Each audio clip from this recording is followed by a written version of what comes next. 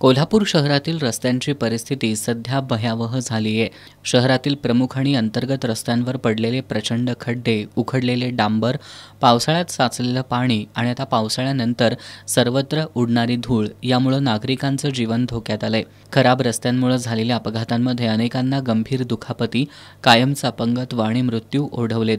त्यामुळे आज हिंदू जनसंघर्ष समितीच्या पदाधिकाऱ्यांनी महापालिका उपायुक्त शिल्पा दरेकर यांची भेट घेतली।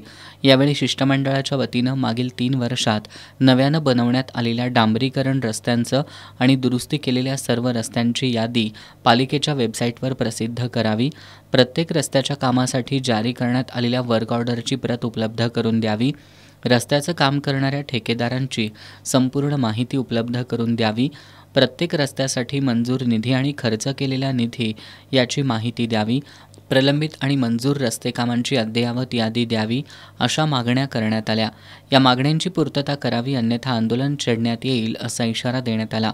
यावेळी अभिजित पाटील, आनंदराव पवळ, सुनील सामंत, कविराज कबुरे, राजेंद्र तोरसकर, संभाजी थोरवत, महेश पोवार, अजय सोनवणे, सुरेश जाधव, श्रीकांत पाटील आदी उपस्थित होते।